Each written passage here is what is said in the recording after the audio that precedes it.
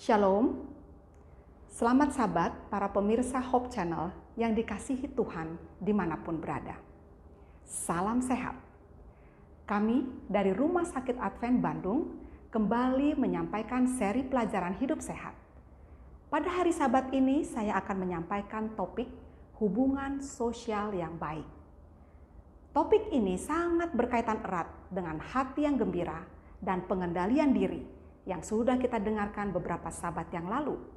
Dan topik Tuhan yang terutama akan kita dengarkan 2 sabat lagi. Timbul pertanyaan, bagaimana kita dapat melaksanakan atau mempraktekkan hubungan sosial yang baik di tengah pandemi COVID-19? Di mana kita harus menjalani social distancing. Kita diliputi rasa takut, cemas. Setiap kita bertemu dengan orang lain, kita khawatir kalau kita tertular virus corona. Saudaraku yang kekasih dalam Tuhan, mari kita belajar firman Tuhan. Bagaimana Tuhan menciptakan manusia. Di dalam Kejadian 1 ayat 26-27 dikatakan bahwa Allah menciptakan manusia menurut gambar dan rupanya. Rupa Tuhan atau dalam bahasa Inggris His likeness.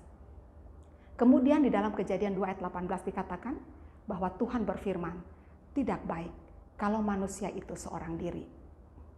Dari ayat ini kita mengetahui dengan jelas bahwa kita diciptakan sebagai makhluk sosial.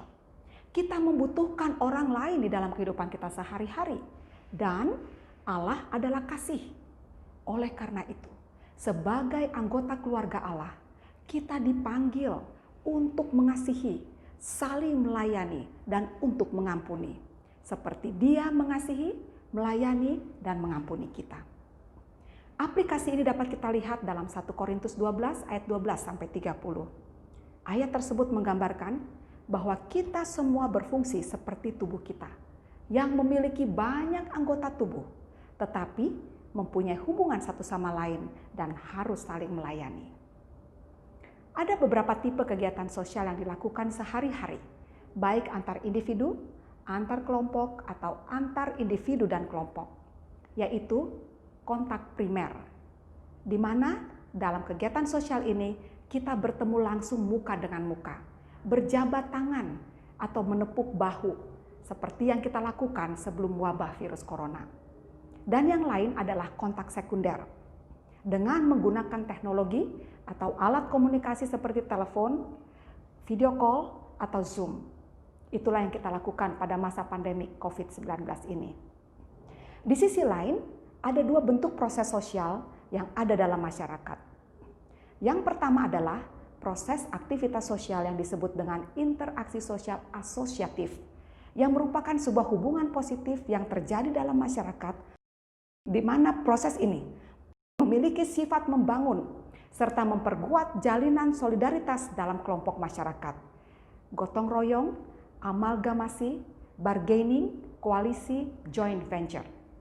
Sebaliknya yang kedua adalah proses sosial disosiatif, yang merupakan suatu proses yang mengarah kepada konflik, yang kemudian mengakibatkan adanya suatu ketegangan dalam interaksi, seperti kompetisi, kontravensi, konflik.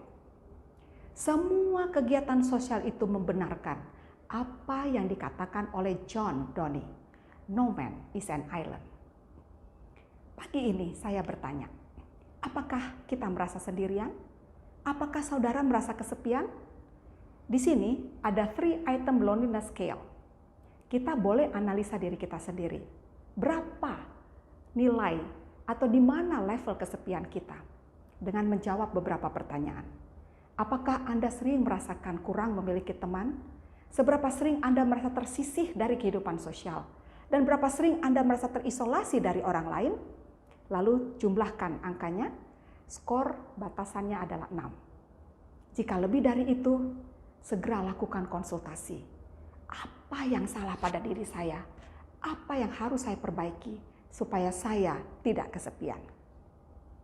Penelitian dari National Academies of Science 2020 menyebutkan bahwa pengaruh dari isolasi sosial atau kesepian secara signifikan dapat meningkatkan risiko kematian dini, meningkatkan resiko terkena demensia atau pikun, meningkatkan angka penyakit kronis seperti penyakit jantung koroner, kanker, stroke, dan lain-lain.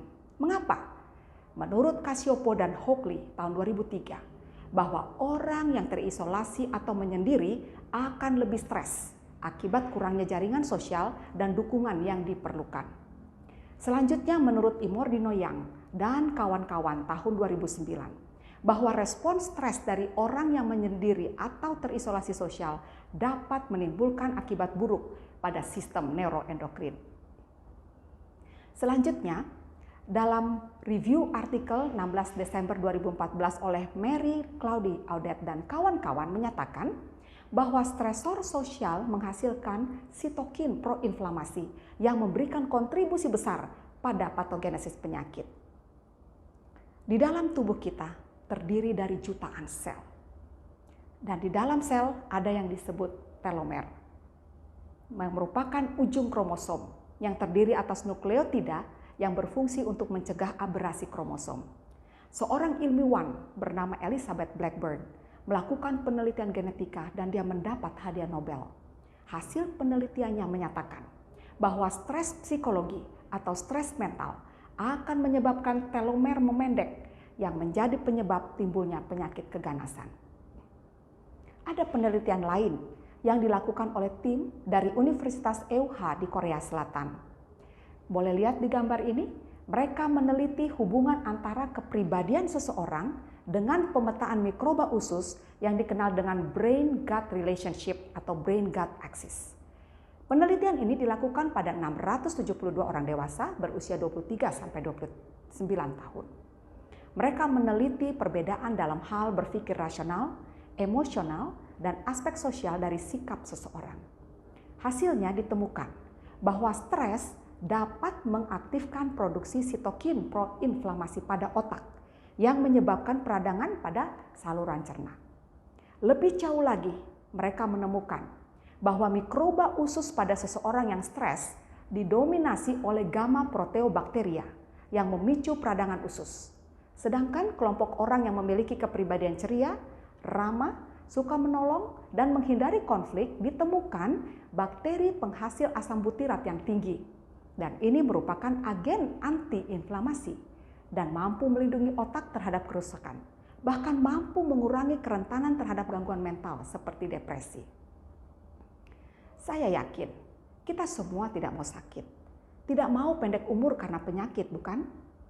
Salah satu cara untuk terhindar dari stres adalah dengan menjalankan hubungan sosial yang baik. Tapi kembali kita bertanya, bagaimana kita membina hubungan sosial yang baik dalam era new normal yang masih menjalankan social distancing?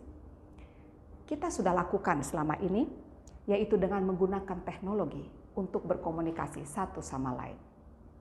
Menurut Dr. Laura Stafford dan Daniel Canary, ada 5 strategi utama untuk memelihara hubungan sosial di era new normal, yaitu yang pertama, memiliki pandangan positif. Ini berguna untuk membangun interaksi yang ceria dan memberikan semangat satu sama lain. Tentu dengan pandangan positif, itu akan terefleksi pada sikap yang positif pada saat kita berkomunikasi. Sehingga ini akan membahagiakan orang yang ada di sekitar kita. Yang kedua, keterbukaan. Yaitu kita merasa bebas berbagi cerita. Sementara kita melakukan komunikasi dengan internet atau video call, perhatikanlah nada, intonasi kita. Tunjukkan perhatian kita dengan menganggukkan kepala atau memandang matanya pada saat video call atau Zoom. Yang ketiga, berikan assurance, jaminan atau kepastian bahwa teman atau keluarga yang sedang kita hubungin merasa bahwa mereka berharga, bahwa kita peduli kepada mereka. Yang keempat, saling mendahului dalam memberi salam. Saudaraku, orang yang proaktif untuk mempertahankan hubungan sosial memiliki kepuasan yang lebih tinggi dibanding orang yang hanya pasif. Kita bisa rencanakan sesuatu yang menyenangkan, mengejutkan, seperti perayaan ulang tahun atau hari-hari spesial lainnya, walaupun hanya melalui video call. Yang kelima, jaringan sosial atau networks.